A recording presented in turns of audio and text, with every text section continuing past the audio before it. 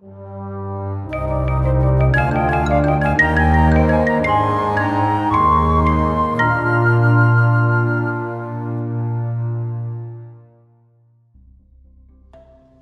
everyone and welcome back for another episode of Minecraft Bedrock Survival. In today's episode we are heading over to our redstone testing warehouse and we've got an interesting build to have a look at today. Now a couple of weeks ago, I think it was a couple of weeks ago, impulseSV released an automatic brewing station. It automatically creates them, and as long as it's all fully stocked up it will continuously build more and more and more, and it'll just fill the chest, and when the chest is filled it'll stop brewing. Unfortunately, it relies on a mechanic which is not available to us in the Bedrock edition, and that mechanic is whenever you trigger a piston with a zero tick that's generated from the observers, in this example, the piston will push up and that observer would be left in the sky, and then when it triggers again that observer then will be caught and then pulled back down, so it throws away the item. Now unfortunately that is not a mechanic that is available to us here in the Bedrock edition, so I've come up with a solution which allows the automatic brew station to work in the Bedrock edition. So let's first of all have a little look here at the Java edition that Impulse created. Now this one here is nice and compact. It's like simple mechanics. It's it works perfectly, but as I said, it only works in the Java edition. Nice, easy to build there, so I'll just have a little scoot around there and you'll be able to have a look there. So if you're playing on Java, you'll be able to build that one there. I will say on the top there, you can just see the glow there. There is a little dot of redstone, and these here are droppers, because I'm always getting the droppers and dispensers mixed up. But let's have a look now at the revised version that will work on the Bedrock edition, and not only Bedrock, this will also work on the Java edition as well, so it's a nice all-rounder. So she says, well, the way these work is you have a series of droppers. When they're triggered, they will drop the item into here, and they will go down in this little hopper chain here, and the way hoppers work is they execute the items in the order that they land. So it's not like the dispensers or anything where they just pick a slot randomly. These ones execute them in order. So once you have your brewing stand in there, you'll be able to, it'll just drop all the items down and it'll fill up with water. That's one thing as well that you'll need quite a few of, is the water bottles. I haven't got that many left in this test rig. At the minute though, it's turned off from automatic. What I'll do is I'll just grab a couple of extra water bottles and we will create 2 more sets. What we have set up here is the night vision splash potion. So what will happen is, at the minute you see it already has a nether wart in it, and when it triggers it will then put the water bottles in. The nether wart will create the awkward potion, and then the next item to go in will be the golden carrot, followed by the redstone, followed by a gunpowder to make it a splash potion, and then it will put the nether wart in ready for the next one. So the nether wart is going to be the last item that gets dropped down in our sequence. And what I'll show you as well here, you see the difference there. You see that uses an observer chain to trigger that. What we're actually using for ours, when the observer comes out from here, is we're using a single item caught in a continuous loop. I just stand on these boxes here. So you see that hopper there just feeds that back into there. So when it pushes, that goes into there. That comparator even gets a signal from there, pushes it into there, and then causes this to flick. And what I've also done on here is there's a start button, so we can click this button here and it will start the cycle of brewing. There is also a second start button for maybe if you're doing maintenance on the back here, you can have a button here. And we have an off switch. So if I switch that there, that means it's on, and it means that it will take the signal from here. So as an item comes past, it sends a signal back through here to trigger the next chain. If it was full, or the items were stuck in there because this chest here is full, that would of course stay on, and it would just send one more pulse through, and it wouldn't make any more until you take them out of the chest. So as long as you keep these these droppers full up, it will continuously make potions for you as you use them. So what I'll do now is we will have a quick trigger of this to start it up, and there you'll see there it's all starting to go in. So that's the awkward potion getting built there. You will of course have to manually pop in the blaze rods. So let's just hang on there for a second. Brewing potions takes absolutely ages. And let's see where we're at here. So we know that this section here is where we should have 3 more potions fill up. So we'll wait for it. Yep, we heard the first stage go through, so there's the golden carrot. So that's the next bit that's in there. I should say as well is once this actually goes through, I'm going to show you a little section outside, and then we're going to actually build this for ourselves. Let's see what stage we're at now. We're still on the golden carrot. That's the thing with brewing. One good thing to have an automatic station like the way that Impulse is designed is it's a case of you'll always have it and you won't have to wait ages and ages for a potion to brew. So this is a really good setup that he's created here. It's nice and compact, and the bonus is it's tileable.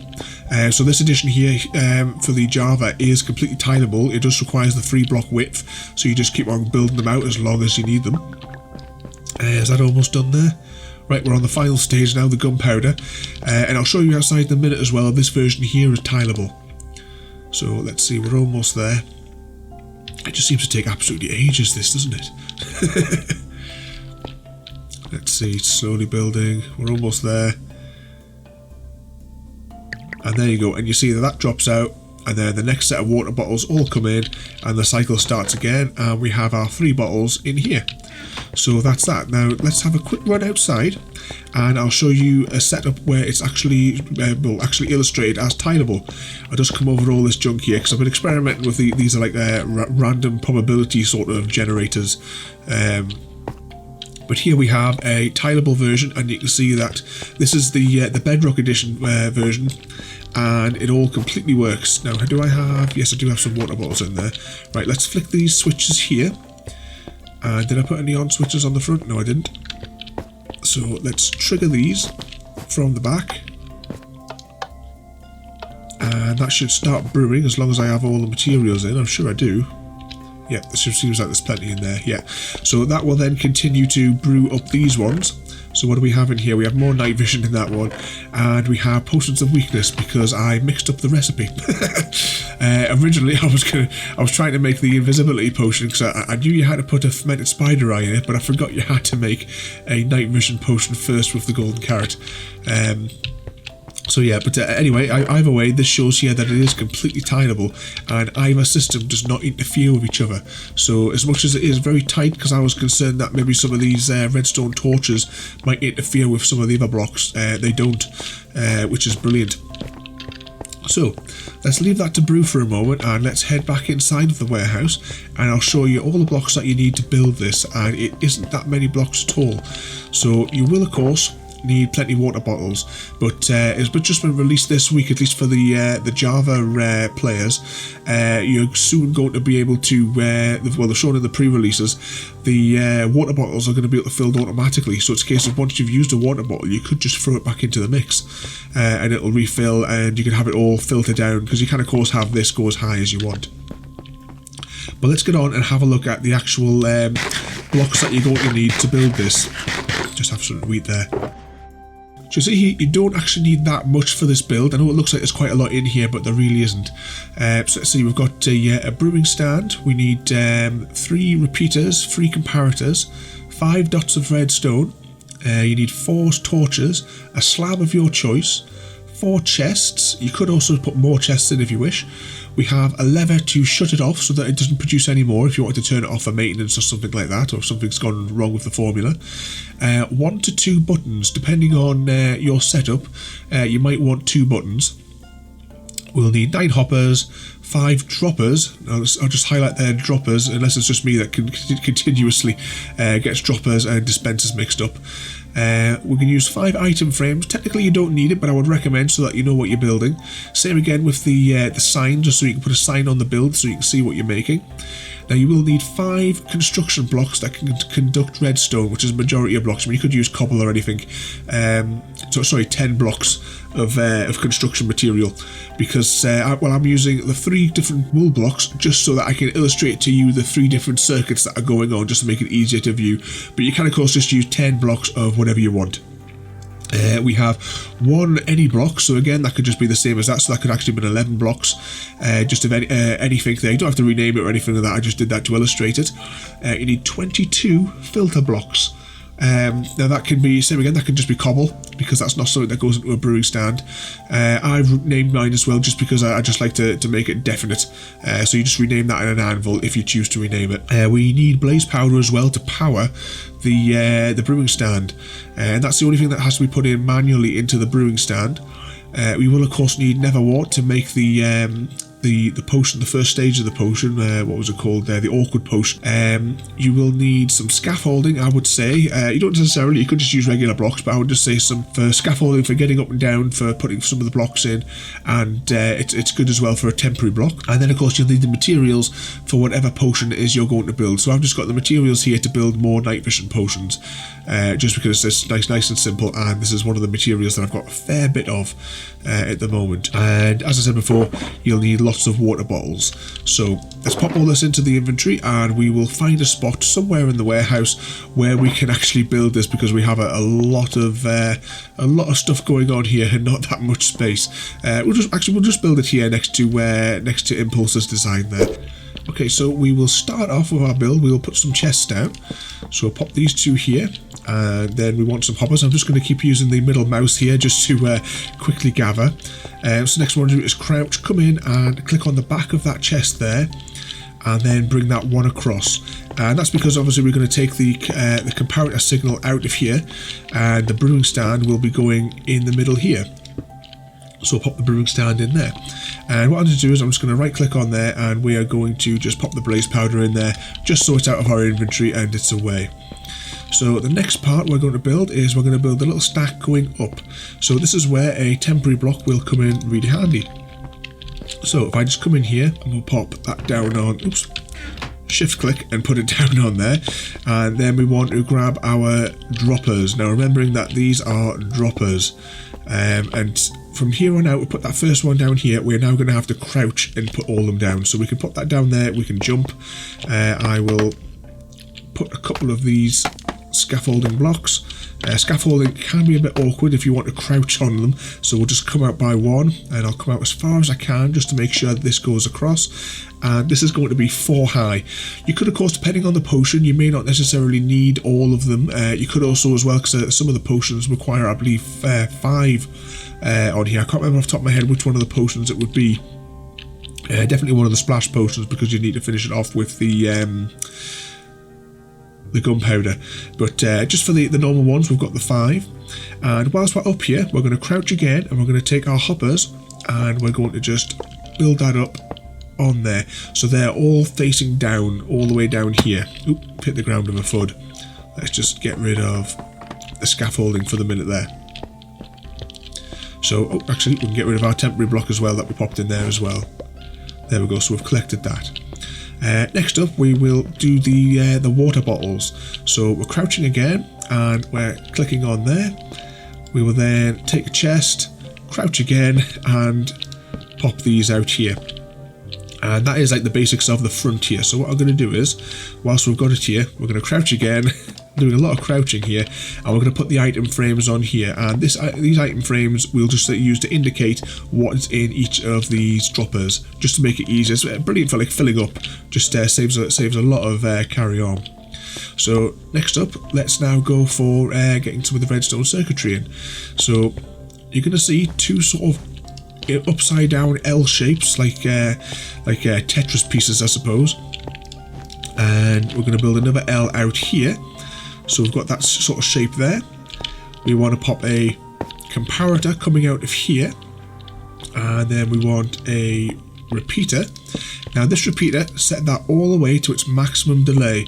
You need that because what will happen is when it brews and it sends a signal through, only 2 can get past. And then what will happen is you'll have some items stuck in here, so you'd always end up with at least 1 to 2 in there. Actually, we can probably illustrate that. Actually, it probably gives you another idea as well as to why this system here doesn't work on Bedrock.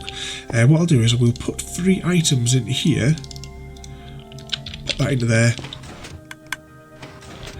Now you see there as well there, I mean, if it wasn't for the observer issues, this here would be perfect, because what happens is that gets triggered, and because that doesn't get spit out, it then sends 2 bursts through, which means 2 sets of materials will come down into here. So that's another reason why the Bedrock edition, the Java edition here won't work on Bedrock with that spitting mechanic for the for when it throws away the block.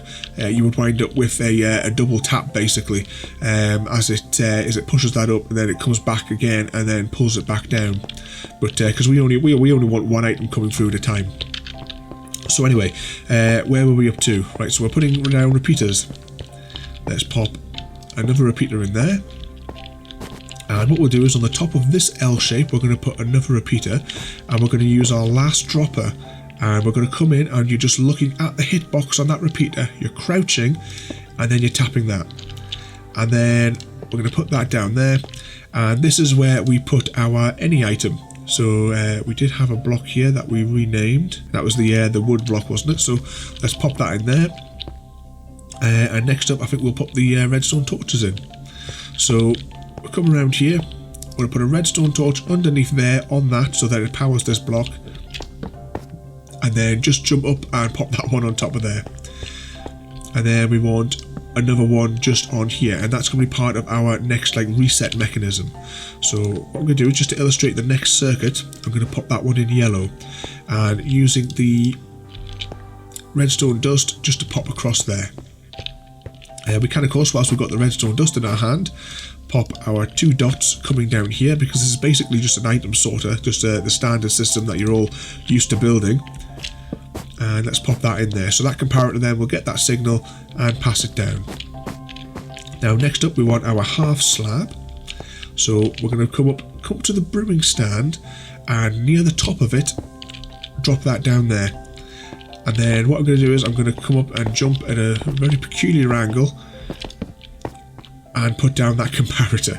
And then one there and one there. So we've got, comes out of there, redstone there, and then you've got the red wool blocks there. And what I'll do is, I'll just hop up on the back. On here you want one of those, and if I can jump, one of those. Right, let's come around the front here. So next up, we're going to put a sign, which in my build, I'm just popping the signs here, if I can spell today, or any day for that matter. Right, so now let's pop our buttons in. So we're going to put one button on the front here, so you can, if you've reloaded it from the front, you can just tap that and it'll start brewing again. I'm also going to place one on top of here. And that is just for I activate it from there. And I will, of course, as well put the lever on the back here. So when that's in that position, it means that it'll stop anything more from brewing. So if you wanted to shut it off, maybe you've got something in the wrong order, or something's gone wrong. Next as well, before we forget again, because I messed this up outside when I was doing the tiled versions, I forgot to put the filter blocks in. So we're going to put those in. So the way you want to put these in is 1, 2, 3, and then the 19 just in that stack there. And there we go. I believe that is it. Let's fire this up. So in here, we're going to put 1 nether wart just to start it up. And then what we do is, we need nether wart in the top. We want the golden carrots there. Yep, redstone there, and the gunpowder there. And then it's a case of, we're just going to come along here, pop that in there, pop those in there, and the redstone, and the carrot in there. And that, I believe, is it. Although I do have 1 hopper left over. I don't believe I've missed anything off. It all looks like it's all there. Maybe whenever I had a count of the hoppers in here, subtract 1, you apparently need 1 less than what I had put in that chest, unless I was using a hopper for that loop in a previous one. Not sure. But anyway, let's hop over here and we will gather up the water bottles. So we've pre-filled all these with water. I'm going to pop a water bottle there. And there we go, that's all them in there. Let's see, that is now set so that it can brew all at once. And let's see if this works. So if I click that, that looks like it's filling up, and yep, that's got the Neverwort in there doing that. The golden carrot is next, and then it's got the next items in order for what's going to happen next. So there we go. So that's that built. What we'll do is we'll do a quick jump cut, and we'll make sure that this actually drops well, at least 2 sets of the potions down. So see you in a moment. Okay guys, welcome back. It's producing the night vision potions just as we wanted them to, so everything's working perfectly there. So that's it. That's the Bedrock edition brewing station. Automatic brewing station even. I will place links in the description though to impulseSV's Java edition version. There is 2 versions on his channel. First of all, there is the brewing station that he demonstrates in the tutorial, and then there is also this version here, which is his revised version that he showed off on the HermitCraft server. And the revised edition is because the droppers were behaving in a peculiar manner, so he modified it so that they were more reliable. But that's that. I'll put some links down in the description there. And as I said, this is the Java edition version, and this version here is the Bedrock edition. So anyone that's playing on Bedrock, whether it be the Xbox, the PlayStation, Windows 10, like what we're playing here, or the Switch version, this version here will work for you as an automatic brewing stand. I'll just come around the side here so you can get a better look there. We'll of course put some pictures up on my website as well as usual, just with some better illustrations. Just remember, you need this one here set on the maximum delay, and 1 item in here which makes a little loop. So I'll just scoot around here in little sections, and you'll be able to see. It's all fairly obvious, you know. If you're building things like this, you know the basics of all your redstone, so you know it's not a problem. Just remember, you can just see a little bit of the glow. There is 1 dab of redstone just underneath there, and of course make sure all your hoppers are facing in the right direction. And I'll just come on the back here as well. You want this here for your filter blocks. And as I say, that's still producing there. I think it must be out of water, this one. How's this one for water? Oh, so this will be the last set of potions that are in here.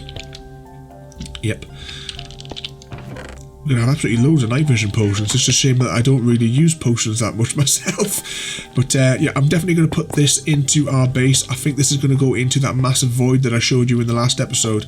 We're going to have some kind of a chamber, and we might as well, considering the space that we have, it'll take a little bit of work to build and a lot of resources to stock, but we might as well build a station for every single potion that's available to us, whether it be the splash potion or just the regular drinkable potions. So I hope you enjoyed that little look there, so don't forget to rate, comment, favourite and subscribe, and I'll see you all next time.